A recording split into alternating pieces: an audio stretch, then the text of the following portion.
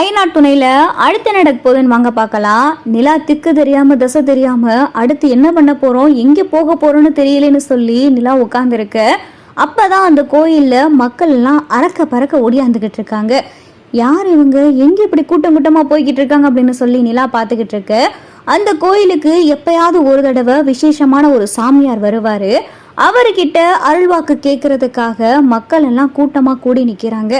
அப்பதான் அங்க இருக்கிற ஒரு அம்மா கிட்ட நிலா கேக்குறாங்க, எங்க என்ன இங்க ஏன் கூட்டமா இருக்கு அப்படின்னு சொல்லி நிலா கேட்க, ஏமா உனக்கு விஷயம் தெரியாதா, இந்த கோயிலுக்கு ஒரு சாமியார் வருவாரு, அவரு எப்பயாவது ஒரு தடவை தான் வருவாரு, ரொம்ப அரிதா நடக்கிற விஷயம், அவர் சொல்ற வாக்கு அப்படியே பலிக்கும், ஆனா நம்ம போய் கேட்டோம்னா அவர் எதுவும் பேச மாட்டாரு, அவரா யாரை கூப்பிடுறாங்களோ அவங்களுக்கு மட்டும்தான் அவர் அருள்வாக்கு சொல்லுவார் அப்படின்னு சொல்லி அந்த அம்மா சொல்லவும், ஓ அப்படியா அப்படின்னு சொல்லிட்டு நிலா பாட்டுக்கு உட்காந்துருக்காங்க. அப்பதான் அந்த அம்மா, ஏமா நீயும் வா வந்து உட்காரு, உன்னைய கூப்பிட்டாலும் கூப்பிடலாம் அப்படின்னு சொல்லி அந்த அம்மா சொல்லவும், நானே திக்கு தெரியாம தசை தெரியாம உட்காந்துருக்கேன், எங்க போறதுன்னு தெரியல, இதுல வேற சாமியார் வேறையா அப்படின்னு சொல்லிட்டு, இல்லைங்க நீங்க போங்க அப்படின்னு சொல்லி நிலா உட்காந்துருக்கு.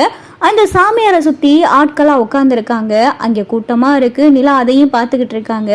அப்பதான் அந்த சாமியார் கண்ணை மூடி உட்கார்ந்து தியானத்துல இருக்காரு. கண்ணை திறந்து பாக்குறாரு. எல்லாரும் கையெடுத்து கும்பிட்டு ஐயா சாமி அப்படின்னு சொல்லி என்னென்னமோ சொல்லிக்கிட்டு இருக்க. அந்த சாமியாரு சரியா நிலாவை பாக்குறாரு. நிலாவை பார்த்து இங்க வா அப்படின்னு சொல்லி கையை நீட்டி கூப்பிட, நிலா யாரை கூப்பிடுறாங்க அப்படின்னு சொல்லிட்டு அங்கிட்டு இங்கிட்டு திரும்பி பாக்குறாங்க. எல்லாரும் அரசல் புரசலா பேசிக்கிறாங்க. இவ்வளோ நேரமா நம்ம உட்காந்துருக்கோம், அந்த பொண்ணை போய் கூப்பிடுறாரு அப்படின்னு சொல்லி எல்லாரும் பேசிக்கிட்டு இருக்க. ஏமா உன்னையத்தாமா சாமியார் கூப்பிடுறாரு, வாமா அப்படின்னு சொல்லி கூட்டத்துல இருக்கிறவங்களாம் கூப்பிட, நிலா அப்படியே உட்காந்துருக்காங்க. ஏமா உன்னைத்தாமா கூப்பிடுறாரு, வாமா, இவ்வளோ நேரம் நாங்க காத்து கிடக்குறோம், எங்களெல்லாம் விட்டுட்டு உன்னையதான் கூப்பிடுறாரு, சாமியோடைய அருள் உனக்கு தான் கிடைச்சிருக்கு, வாமா அப்படின்னு சொல்லி எல்லாரும் சொல்லவும் நிலாவும் எந்திரிச்சு போறாங்க. அந்த சாமியாரை கையெடுத்து கும்பிடுறாங்க. எங்க போறது என்ன பண்றதுன்னு தெரியாம முழிச்சு போய் உட்காந்துருக்கீல அப்படின்னு சொல்லி அந்த சாமியார் சொன்னதும் நிலாவுக்கு பயங்கரமான அதிர்ச்சி. என்ன சொல்றீங்க அப்படின்னு சொல்லி நிலா கேட்கவும், ஓ வாழ்க்கையில நடந்தது அவ்வளோ பெரிய அநியாயம் ஒன்றும் இல்லை அப்படின்னு சொல்லி அந்த சாமியார் சொன்னதும் நிலாவுக்கு ஒண்ணுமே புரியல.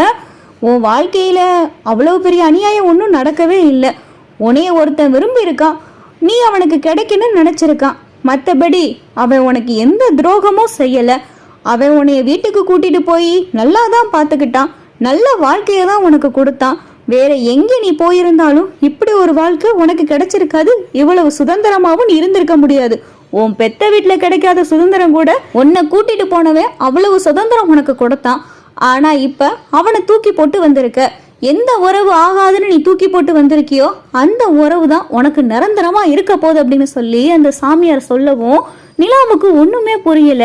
நீ இப்ப எடுக்க போற முடிவு தான் உனக்கு காலங்காலமா நிலைக்க போற முடிவு, பெத்தவுக முக்கியம், பெத்தவுக வீட்டுக்கு போகலான்னு சொல்லி நீ ஒரு முடிவு எடுத்தேன்னா அந்த மாதிரி ஒரு படுகுழி உனக்கு இருக்கவே இருக்காது, நீ போகையில அது வேணா நல்லா இருக்கும், ஆனா போக போக இப்படி ஒரு குழியிலையா வந்து விழுந்தோம் அப்படின்னு நீ நினைக்கிற அளவுக்கு உன் பெத்தவங்க உன் வாழ்க்கையை அமைச்சிருவாங்க, நீயா தேடி அந்த வாழ்க்கையை எடுத்துக்கிறல, ஆண்டவனா பார்த்துதான் அந்த வாழ்க்கையை உனக்கு கொடுத்துருக்கான், ஆண்டவனா போட்ட முடிச்சுதான் உனக்கும் அவனுக்கும், அந்த வாழ்க்கை வேணான்னு சொல்லி நீ உதறி விட்டு போற, அது ரொம்ப தப்பு, உனக்கு இப்ப தெரியாது, காலம் போக போக தான் அவனுடைய அருமை என்னன்னு உனக்கு புரியும், அந்த வாழ்க்கை தவறான வாழ்க்கைன்னு நீ நினைச்சுக்கிட்டு இருக்க, ஆனா அதை விட சிறப்பான வாழ்க்கை உனக்கு இந்த ஜென்மத்துல கிடைக்காது அப்படின்னு சொல்லி அந்த சாமியாரு என்னென்னமோ சொல்றாரு.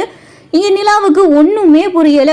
அப்பதான் நிலா திருன்னு முழிச்சு போய் பார்க்க, நீ எந்த வீடு வேணான்னு சொல்லி தூக்கி போட்டு வந்திருக்கியோ திரும்ப அந்த வீட்டுக்கே போ, அதுதான் உனக்கு நிரந்தரமான வீடு அப்படின்னு சொல்லி ஒரே வார்த்தையில முடிக்கவும் நிலா அப்பதான் என்ன திரும்ப நம்மள அங்கேயே போக சொல்றாரு அப்படின்னு சொல்லிட்டு நிலா நின்னுகிட்டே இருக்காங்க. நிலாவுக்கு ஒரு திருநீரை பூசி விட நிலாவும் வந்துடுறாங்க. வந்து உட்கார்ந்து இருக்காங்க. சரின்னு சொல்லி கோயில் பிரகாரத்தை போய் சாமி கும்பிட்டுட்டு வரலான்னு சொல்லி சாமி கும்பிட்றதுக்காக நிலா வர, அங்கேதான் வானதியோடைய பொண்ணு பார்க்குற ஃபங்க்ஷன் நடந்துகிட்டு இருக்கு. அதை பார்த்ததுமே நிலாவுக்கு பயங்கரமான அதிர்ச்சி. என்ன வானதி இவ்வளோ பேர் உட்காந்துருக்காங்க, என்கேஜ்மெண்ட்டாக இருக்குமோ அப்படின்னு சொல்லிட்டு நிலா எல்லாத்தையும் நின்று பார்த்துக்கிட்டு இருக்க. எங்க அங்கே என்ன நடக்குது அப்படின்னு சொல்லி அங்கேருந்து ஒருத்தவங்களை கூப்பிட்டு நிலா கேட்கவும், அதுவா பொண்ணு பார்க்குற ஃபங்க்ஷன் நடந்துகிட்டு இருக்கு, நம்ம வானதி தான், வானதி, அப்புறம் அது வானதியோடைய மாமன் மகன் பொண்ணு பார்த்துக்கிட்டு இருக்காங்க, இன்னும் 1 மாசத்துல கல்யாணம் வச்சிருக்காங்க அப்படின்னு சொல்லி அவங்க சொல்லவும் நிலாவுக்கு ரொம்ப அதிர்ச்சியா இருக்கு. இது பாண்டிக்கிட்ட சொல்லணுமே அப்படின்னு சொல்லி உடனே நிலா பாண்டிக்கு ஃபோன் பண்ண இங்க வீட்டுல எல்லாரும் அப்செட் ஆகி உட்காந்துருக்காங்க. சோழன் ஒரு பக்கம் போயிருக்காரு, நிலாவும் வீட்டை விட்டு போயிட்டாங்க. பாண்டி ரொம்ப சோகமா உட்காந்துருக்க. அப்பதான் பாண்டிக்கு நிலாவுடைய நம்பர்ல இருந்து ஃபோன் வரவும் வேகமா எடுக்கிறாரு. ஹலோ சொல்லுங்க அப்படின்னு சொல்லிட்டு பாண்டி சொல்லவும், பாண்டி இங்க பக்கத்துல இருக்கிற முருகன் கோயிலுக்கு உடனே வரீங்களா அப்படின்னு சொல்லி நிலா சொன்னது. இந்த வரேங்க, உடனே வரேங்க அப்படின்னு சொல்லிட்டு வேகமா பாண்டி பைக் எடுக்கவும், டே பாண்டி என்னடா அப்படின்னு சொல்லி சேரன் கேட்கவும், நிலாதான் அவங்க தான் ஃபோன் பண்ணாங்க, பக்கத்துல இருக்கிற முருகன் கோயிலுக்கு வர சொன்னாங்க அப்படின்னு சொல்லிட்டு பாண்டி சொல்லவும், டே இருடா நானும் வரேன் அப்படின்னு சொல்லி சேரன் சொல்லவும், அண்ணே நீ இங்கேயே இருண்ணே, எதா இருந்தாலும் நானே பாத்துக்கிறேன் அப்படின்னு சொல்லிட்டு பாண்டி பைக் எடுத்துட்டு கிளம்பி இங்க பக்கத்துல இருக்கிற முருகன் கோயிலுக்கு வர, பாண்டி உங்ககிட்ட ஒரு முக்கியமான விஷயம் சொல்லணும் அப்படின்னு சொல்லி நிலா கூப்பிடவும், என்னங்க என்ன அப்படின்னு சொல்லி பாண்டி கேட்கவும், வானதிக்கு பொண்ணு பார்க்குற ஃபங்க்ஷன் நடந்துகிட்டு இருக்கு அப்படின்னு சொல்லி நிலா சொல்லவும், என்னங்க சொல்றீங்க அப்படின்னு சொல்லி பாண்டி பயங்கர அதிர்ச்சியோட வராரு.